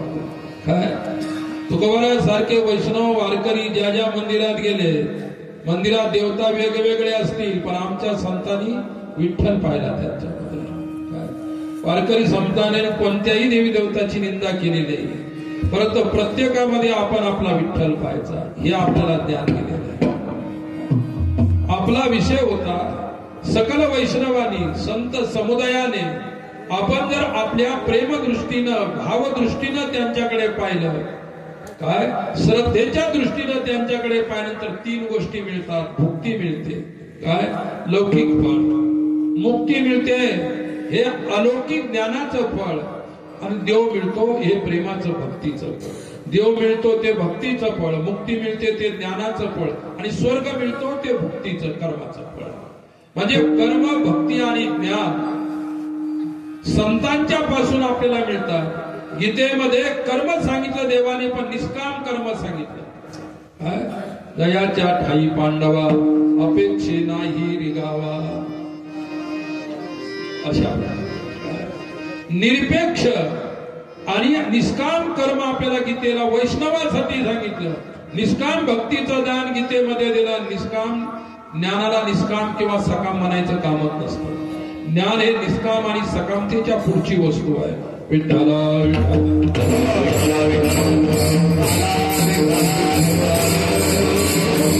त्यांनी संत सानिध्याची 3 फळं सांगितली, भुक्ती, मुक्ती आणि देवप्राप्ती. परंतु केव्हा त्यांना शरण गेल्यानंतर दुसऱ्या कळव्यात जाता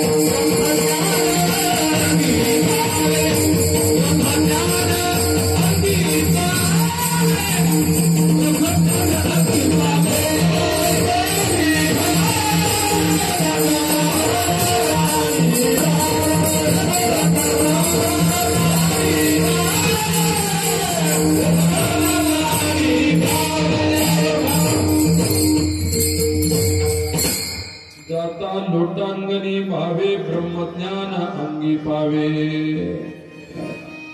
श्रद्धेनं आपण त्यांना शरण गेलो, लोटांगण गेलो. लोटांगण म्हणजे काय असते? एक दंडवत करण्याची पद्धत असते, दुसरी लोटांगण असते. काय दंडवत कसं असतं की सरळ असं खाली पडायचं आणि तिथपर्यंत हात आणि पाय लांबून द्यायचे. 8 अंग टेकतात, त्याला दंडवत म्हणतात. साष्टांग दंडवत म्हणा, दंडवत म्हणा. आणि लोटांगण शरीराला फिरवणं असं असतं. असं फिरत फिरत म्हणजे झोपायचं जमिनीवर आडवं आणि फिरत फिरत जायचं. पंढरपूरच्या जवळ जोगा परमानंद नावाचे संत होते. लोटांगण भावपूर्ण लोटांगण. भाव म्हणजे भक्तीच्या द्वारे, भक्तीपूर्वक. माझ्या सोबत शिकलेला एक महात्मा होता आणि त्यांनी ठरवलं पंढरपूरला लोटांगण घेत जायचं. आणि मला तो सांगून गेला होता, मला आता लोटांगण घ्यायचं. जवळजवळ म्हटलं किती किलोमीटर असेल? तो म्हणाला मी राहतो तिथून 150 किलोमीटर. अरे म्हटलं तुझ्या अंगाला कातड राहील का? 150 किलोमीटर असं जायचं म्हटलं. आणि त्यावेळी काय सिमेंटचे डांबरचे रस्ते नव्हते, खडीचे रस्ते होते साधे. आणि मी त्या गोष्टीला विसरून गेलो. त्याने मला कधीतरी सांगितलं होतं.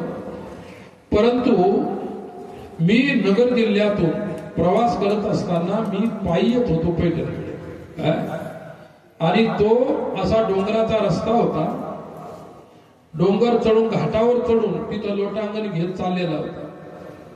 आणि मग मला वाटलं काय, मी तिथं उभा राहिलो. लोक पळत होते म्हणजे लोटांगणी महाराज आहेत, लोटांगणी महाराज. मला त्याची आठवण आली. म्हटलं हात नसेल. मग ते पुढे आल्यानंतर लोटांगण घेऊ लागला तो. अरे मी म्हटलं महाराज कुठले आहेत, काय आहेत? त्या लोकांनी सांगितलं असं असं. मला ओळख पटली. म्हटलं माझा मित्र आहे. म्हटलं लोटांगण घेत चाललेला आहे. आणि मी गेलो. तो चालला होता लोटांगण. मी गेलो, आडवा उभा राहिलो. ते माझ्या पायाने येऊन ताडला असं. मी तिथं असं उभा राहिलो. मग म्हटलं थांबा थोडस. त्याचं तोंड उघडं होतं, तिकडून पाय उघडे होते. आणि ते ट्रकच्या टायर मध्ये गुंडाळून घेतलं होतं. त्याच्यामध्ये ट्रकचं ते असतं ट्यूब टायर वगैरे असतं, त्याच्यामध्ये गुंडाळून घेतलं होतं. अरे म्हटलं असं तर 1000 किलोमीटर जाऊ शकतो माणूस, त्याच्यात काही दुःख नाही. म्हटलं तोंडही व्यवस्थित, पाय व्यवस्थित. आणि पुढे तटलं तर लोक लोटायला होते. मला काय काय म्हटलं हे असं कशाला द्यावाला फसवतो, तो माझा मित्रच होता. आणि तो म्हणाला आपल्याला लोटांगण घ्यायचं. मी त्याला टायर मधून बाजूला काढलं. आता घे म्हटलं, तू फक्त 1 किलोमीटरच जा घेत. म्हटलं तुझ्या अंगावर जर कातड राहिलं तर मला नाही म्हणले मी तशाला कसं घेतो, मी तर सोपं घेतो. तो टायरवाले. अरे टायरवाले लोटांगण कोणी घेऊ शकत नाही. पण शरीरावर तुमच्या परमेश्वराने जे टायर चर्म दिलेला आहे, चमडा दिलेला आहे, काय मी घेऊ नका असं म्हणत नाही कोणाला. तर जोगा परमानंद संत होते. पंढरपूरच्या जवळ 100 किलोमीटरच्या आसपास गाव असेल, एवढंही नाही जवळ. त्यांनी एकदा पांडुरंगाचं लोटांगणी यात्रा केली. असं लोटांगण घेतलं होतं. सज्जनांनो, त्यांनी खरं लोटांगण घेतलं. पंढरपूरच्या चंद्रभागेपर्यंत ते गेले. त्यांच्या अंगाला जखमा झाल्या अक्षरशः. रक्त आणि पू वाहू लागला. पण निष्ठा काय जाता लोटांगणी भावे. तिथं गेल्यानंतर चंद्रभागेचं त्यांनी ठरवलं की आता स्नान करून चंद्रभागेपासून भगवंताच्या पायरीपर्यंत आपण लोटांगण ते तिथपर्यंत गेले आणि चंद्रभागेमध्ये जाऊन त्यांनी स्नान केलं. आणि स्नान केलं, डुबक्या मारल्या, वरती आले तर काठावरती कोणीतरी पितांबर घेऊन उभा आहे. भाव परिवर्तन कसं, आपण चुकीच्या गोष्टी कशा परिवर्तन करत असतात. लोभ कसा भाव परिवर्तन करतो. अरे लोभापायी तर आपल्या धर्माचं इतकं नुकसान झालेलं आहे.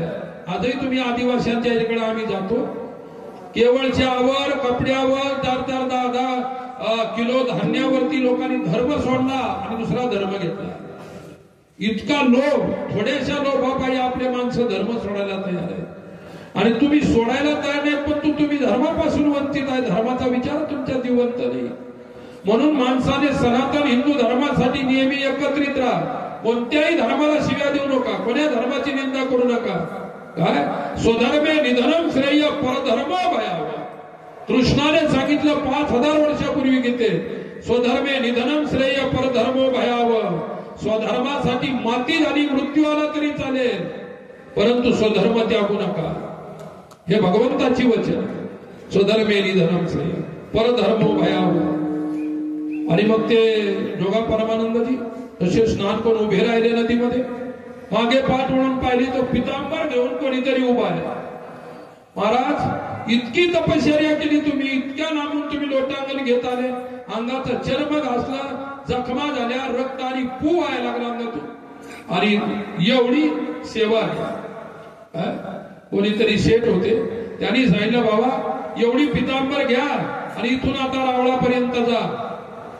जोगा परमानंदाने तो पितांबर घेतला, त्यांना कळालं नाही त्यावेळी गोष्ट, आणि तो अंगात घातला सुद्धा असा गुंडाळला. नंतर विचार करू लागले, बापरे हा किती जरीचा पितांबर आहे, किती भारी आहे, आणि हा जर फाटला तर काय उपयोग आहे. शरीर फाटलं त्याला माणूस विसरला, आणि आता नुसत्या वरच्या पितांबर फाटल्याची काळजी करायला लागला. त्यांनी 2 मिनिट डोळे बंद केले. हे काय आहे परमेश्वरा पांडुरंगा. भक्ताला भगवंत कळत असतो, हा भक्ताला कधी देव कळत नसतो. विठ्ठला विठ्ठला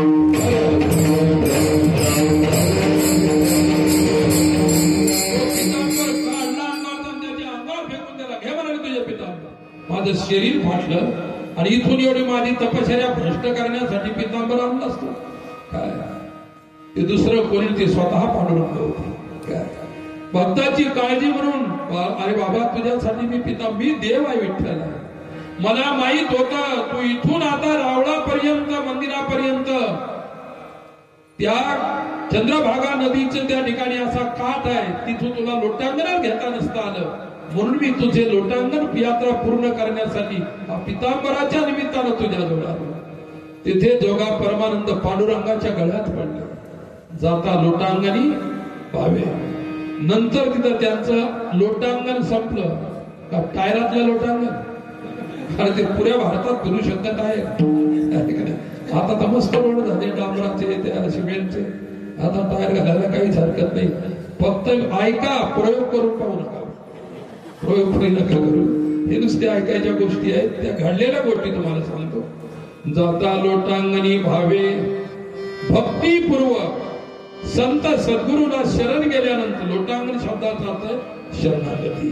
तमेव शरणं गच्छ सर्व भावेन भारत तत्प्रसादात पराम शांती. पराम शांती म्हणजे मोक्ष. त्यांना शरण गेल्यानंतर तुला मोक्ष मिळेल.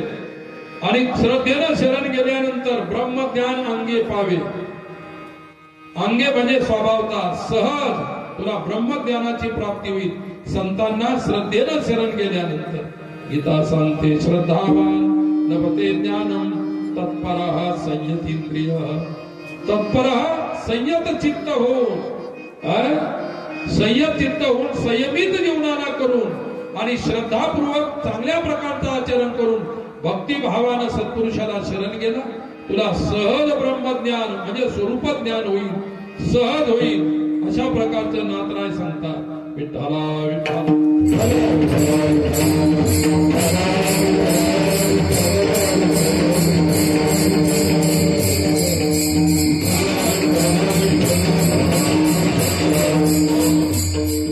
शेवटचे 2 शब्द सांगतो होता. एक छोटस उदाहरण. व्यासांचे शिष्य सुखदेवजी, पुत्रही आहे आणि शिष्य आहे. एके दिवशी एकांत पाहून सुखदेवांनी आपल्या बाबांना, व्यासदेवांना प्रश्न केला. बाबा, माझा एक प्रश्न आहे.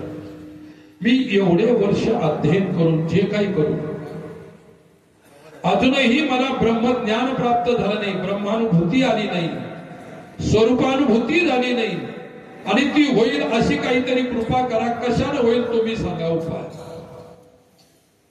उपायो सुख साध्योयम, शास्त्र सांगते. सुख म्हणजे मोक्षाच्या साध्याचा उपाय संतांना माहित असतो. व्यासदेव शांत उभे राहिले. ते म्हणाले, हे तुझे प्रश्न केला, या प्रश्नाचं उत्तर माझ्याकडे नाही. अरे, घरच्या महाराजाची पोथी घरातले लोक कधीच नसतात ऐकत. लक्षात ठेवा. किती महाराज विद्वान असले आणि ते आपल्या घरातच पोथी उकरून बसले तर कोणीच ऐकायला तयार. आणि आता बाहेर आले तर किती लोक बसले पोथी ऐकायला. घरी घरची पोथी नसते. कान जे आहे ते सोनाराकडून टोचावे लागतात. ती काही जास्त मोठी कठीण प्रक्रिया नाही. आपल्या घरी सुद्धा आपण कान टोचू शकतो. नाही पण त्याचा मान कोणाकडे आहे? सोनाराकडे आहे. पोथी बाहेर चालते, घरात चालत नाही. तर मला म्हणायचं, घरात सांगणारे संत ते सांगणार आहे, बाहेरचाही तो सांगतो, पण घरच्या घरी आपली भाव नाही, भक्ती नाही, श्रद्धा नाही, एवढा त्याच्यावरती विश्वास नाही. आणि मग व्यासांनी सुद्धा सांगितलं, कदाचित मला सांगता सुद्धा येईल किंवा मला सांगता येत नाही, 2 गोष्टी, पण तू एक काम कर. ह्याच प्रश्न राजा जनकाकडे तो विचारला. जनक राजा ज्ञानी पुरुष होते, ब्रह्मज्ञानी होते. आणि राजा जनक त्यांच्याकडे सुखदेवजी विचारायला गेले. विठ्ठला विठ्ठला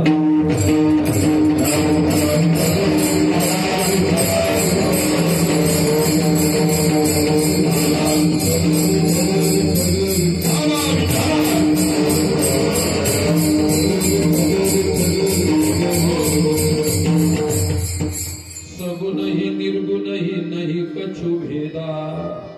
सगुण आणि निर्गुणामध्ये भेद न पाहणारे जनक राजा होते.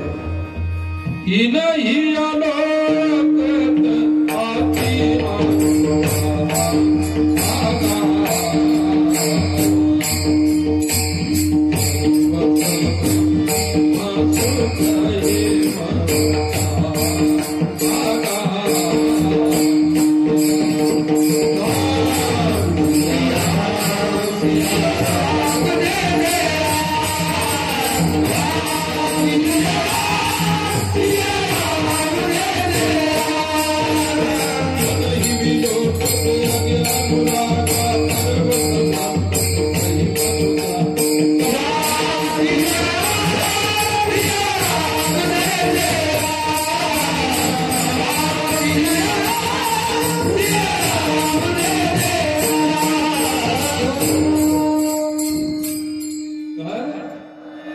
राम भगवान ज्यावेळी जनकाच्या दरबारात सवाई म्हणून उभे आहे, लग्न लागलेलं आहे सीतेचं.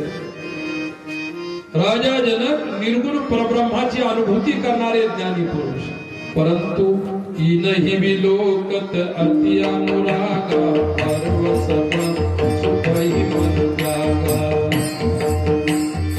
रामाला पाहून रामाला ओळखलं. माझं निर्गुण ब्रह्म सगुण रूपात आलेला आहे. निर्गुण ब्रह्म सगुण रूपात आलेला आहे आणि मला त्यानं त्या ठिकाणी एकदम आकर्षित करून घेतले. जवाई निर्गुण ब्रह्म, सासरा ज्ञानी पुरुष, अशी जोड लागेल का कधी? जनकाच्या घरी लागली कशी जोड? तुमचे तर सांगता येणार नाही जवाई कशी असतील. लग्न उन्मायना झालं की लगेच फारकती मागतात. किती वाईट युग आलेलं आहे. वाईट प्रश्न आहे महाराज, फार अवघड आहे. आणि ते राजा जनक सुखदेवजी त्यांच्याकडे गेले. सांगितलं, महाराज, राजा जनकाने विचारलं. एक साधू म्हणून महाराज उठून उभे राहिले सिंहासनावर. ते ज्ञानी पुरुष होते. व्यास वशिष्ठासारखे लोक ज्यांचा सादर आदर करायचे, एवढे मोठे ज्ञानी पुरुष होते.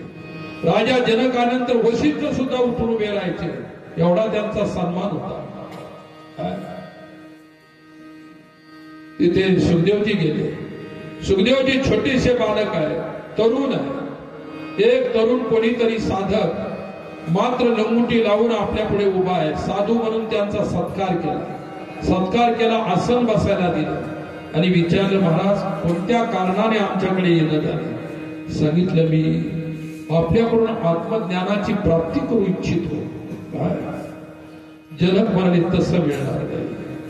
तत्विधी प्रणिपातेन परिप्रश्नेन सेवया उपदेक्षन्ति ते ज्ञानम ज्ञानिन तत्वदर्शिना.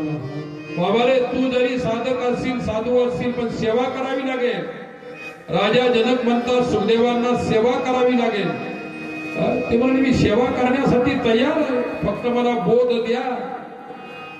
आणि काय सेवा आहे लगेच सांगून टाका. प्रश्न असा आहे, परमार्थ म्हणजे ती गोष्ट नाही, रिकामी में पाव ब्रह्म बताव. आश्रमात घुसल्याबरोबर महाराज द्यावर मला कीर्तनाचं हे करू,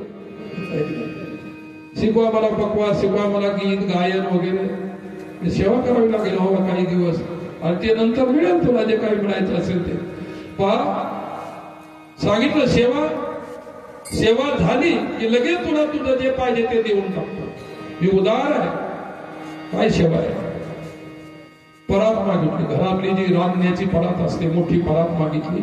परातीत पाणी भरलं आणि सांगितलं, सुखदेव ही परात तुम्ही डोक्यावर घ्या, बिना चुंबळीची. बरं, चुंबळीची नाही, चुंबळ घेऊन नाही, बिना चुंबळ डोक्यावर परात घ्या आणि राजभवनाला एक चक्कर, एक प्रदक्षिणा मारून या. जर या परातीतलं एक थेंब जर पाणी सांडत नसेल, सांडलं नाही, तर मी तुम्हाला त्याच क्षणी आत्मज्ञान देईन. किती अवघड काम आहे. एक तर डोक्यावर चुंबळ नाही, एखाद्याचं डोकं वरून चापट असेल तर बरं आहे. वेगवेगळे डोके आहेत प्रत्येकाचे, म्हणून विचार वेगवेगळे. टोपी झाकून ठेवलं बरं आहे.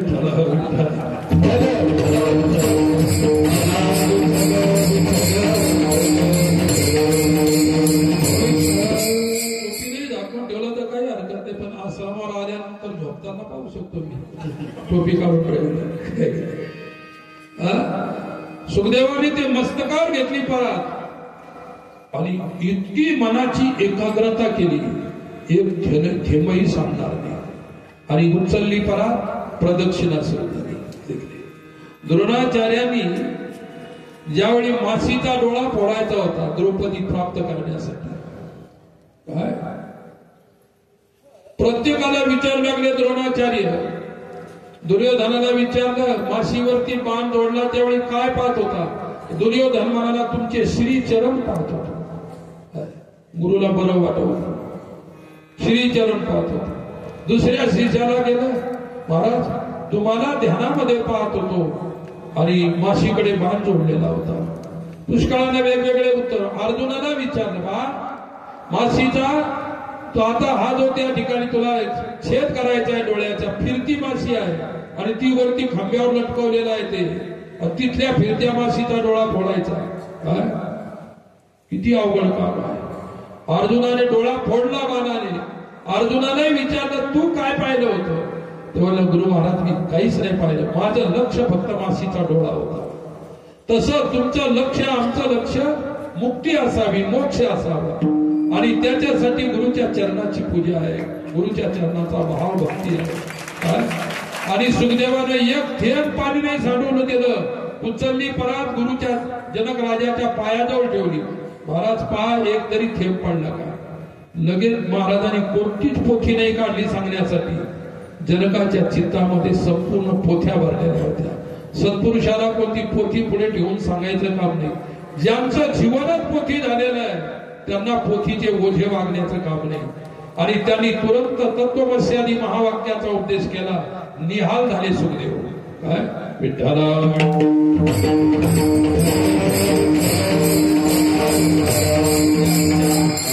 बोधाचे शब्द हे साधकाच्या जीवनाला उच्चिष्ट आहे.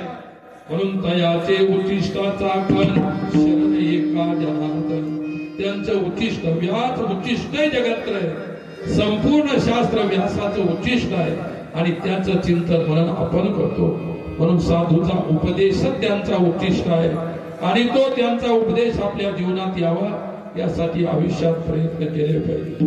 संसार सोडा आम्ही म्हणत नाही, परंतु साधूच्या उपदेशाला चित्तात जागृत ठेवा एवढं जरूर म्हणतो. विठ्ठला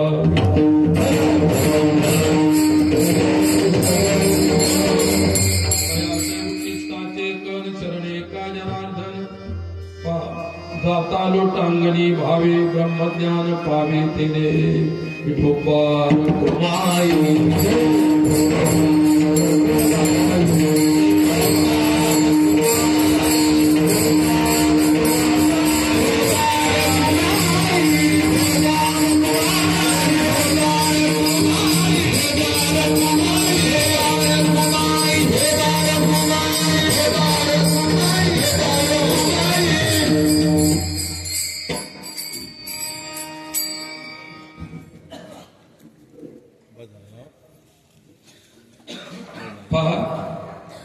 कीर्तन संपला, वेळ संपला, शेवटचे 2 शब्द बोलण्याचे गरजेचे आहे. वैकुंठवासी परम आदरणीय हरिभक्तपरायण गुरुवर्य मामासाहेब दांडेकर स्मृती सोहळा आपल्या आदर्श संस्थेच्या वतीनं, आदर्श विद्यालयाच्या वतीनं दरवर्षी जेव्हापासून या विद्यालयाला सुरू होण्यासाठी मामासाहेबांची कृपा लाभली आणि त्या कृपेचा वारसा या आदर्श संस्थेनं अखंड अव्याहत जपला. आणि हा स्मृती दिन सोहळा एकही वर्ष बंद पडू दिला नाही. या वर्षी होऊ लागली मागं पुढे 3 तारीख होऊ लागली, दरवर्षी 4 तारीख काय.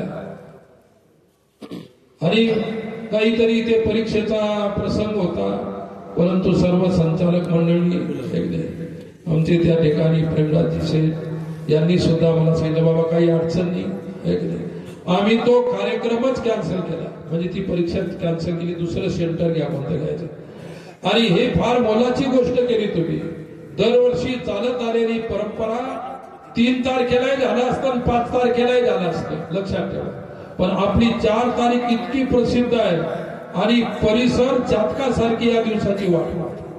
ती सर्व माणसं तुम्हाला ती बसलेली 4 तारीख जानेवारी आली म्हणजे कोणाला पत्रिकेची गरज पडत नाही आणि दरवर्षीचा आता माहीतच झालेला आहे. म्हणून या हेतून मामासाहेबांचा स्मृती दिन सोहळा हा आध्यात्मिक सोहळा संस्थेच्या वतीनं, आदर्श विद्यालयाच्या वतीनं, आपल्या संस्थेचं नावच आदर्श आहे आणि मामासाहेबांचा स्मृती दिन सोहळा याच्यापेक्षा मोठा आदर्श कोणता आहे. संतांचा सोहळा साजरा करणं याच्यापेक्षा संस्थेला कोणताही मोठा आदर्श नाही आणि या आदर्शाचे पायीक ही संस्था आहे. म्हणून संस्थेला, सर्व संस्थेच्या संचालकांना, शिक्षक वृंदांना, विद्यार्थ्यांना आणि विद्यार्थ्यांच्या पालकांना सुद्धा धन्यवाद देतो. आणि दुसरी गोष्ट, या सोहळा संपन्न करण्यासाठी ज्ञानेश्वरीच्या 12व्या अध्यायाचं सामुदायिक पारायण होतं आणि त्याच्या व्यासपीठाचं नेतृत्व हरिभक्तपरायण आमचे लक्ष्मणबुवा सोळंकी हे करतात. यावर्षी 3000 विद्यार्थ्यांनी 12व्या अध्यायाचं पारायण केलं. धन्यवाद. आमचे हरिभक्तपरायण लक्ष्मण महाराज या संस्थेमध्ये ते राहिले, या संस्थेची सेवा केलेली आहे. या संस्थेच्या प्रती त्यांच्या मनामध्ये किती आदर आहे मला पहिल्यापासून माहित आहे. आणि विद्यार्थ्यांच्या मुखात ज्ञानोबारायांच्या ओव्या निघल्या 3000, सामान्य गोष्ट नाही, महत्वाची गोष्ट आहे. प्रवचन श्री हरिभक्तपरायण निवृत्ती महाराज येवले शास्त्री महाराज युवराश्रम यांचं प्रवचन झालं. त्याचप्रमाणे रात्री आता माझी सेवा आहे कीर्तनाची. माझी सेवा ही तुमच्या सर्वांच्या प्रेमानं झाली. संस्थेचं प्रेम आहे, संचालकाचं प्रेम आहे. संस्थेच्या अध्यक्ष असतील, उपाध्यक्ष असतील, कोषाध्यक्ष असतील, या सर्व त्या ठिकाणी सचिव असतील, ही सर्व मंडळी आपलीच आहे. आदर्श मंडळी आहे, आदर्श विद्यालय चालवतात आणि हा आदर्श सोहळा दरवर्षी घडून येतात. मामासाहेबांच्या स्मृतीप्रित्यर्थ गावात या विद्यार्थ्याची दिंडी निघते. या विद्यार्थ्याची दिंडी निघते हे महत्वाचं आहे. त्याच्यामध्ये आमचे मोठे वयस्कर असणारे वारकरी नसले तरी चालतील, फक्त मार्गदर्शन म्हणून 4 आज यांच्या जीवनामध्ये वारकरी पण आलं पाहिजे, हे वारकरी म्हणून घडले पाहिजे. छोटे छोटे चिमुकले लेकरं 3 घंट्यापासून उड्या मारायला लागले, खेळायला लागले. काय काल मी बरमपूरमध्ये होतो, तुम्हाला सांगतो, शुक्रवारचा दिवस होता. काय शुक्रवारच्या दिवशी विशेष आजान असते 1:30 वाजता दिवसा. मग आमची गाडी चालली होती. मी काय केलं, मोठी गाडी बाजूला, छोटी गाडी घेतली भक्ताची. मला माहित होतं तिथं भयंकर गर्दी असते आणि कोणाला का थोडा धक्का लागला. पण एक चांगल्या बरमपूरमध्ये आमच्याच गाडीचा 3 माणसाचा हात तुटायला आला. इतका जोरात लागला पण त्यानं म्हटलं सुद्धा नाही कस काय गाडीचा धक्का लागला. इथं लोक किती धक्के लागू द्या, कोणीच कोणाला मदत नाही. इथं धक्का लागायच्या अगोदर भांडण होतात. इतकी आपली प्रगती आहे. अशी गोष्ट आहे. त्या गर्दीतून जात होतो घरातून, पण ते नमाज पडायची वेळ झाली, इतकी गर्दी लागली. हे बारके पोरं समोर बसलेले लागले, यांच्यापेक्षा लहान गोलटोप्या घातलेल्या. आपल्या धर्माच्या प्रती त्या लहान लेकराच्या मनामध्ये किती आदर आहे आणि हा आदर्श आपल्याला घेण्यासारखा आहे. धर्म कोणताही असू द्या, मी कोणाही धर्माची निंदा करत नाही, पण आपण का आदर्श घेत नाही? काय आपण का आदर्श घेत नाही याच्या पाठीमागे पुष्कळ कारण आहे. आता कारणाची पोथी वाचायचा वेळ राहिलेला आहे, कारण वेळ संपलेला आहे. इतकी छोटी छोटी लोक एवढ्या आदरानं पळत होती, ती पाहत नव्हती पण मोटरसायकल यायला लागली का गाडी यायला लागली. जामा मस्जिद मध्ये इतकी गर्दी झाली, त्यांच्या परमेश्वराला अडवण्यासाठी ते गेले. पण तुम्ही तुमच्या परमेश्वराला अडवण्यासाठी का येत नाही? कीर्तनात का येत नाही? कीर्तनात का तरुण मुलं दिसत नाही?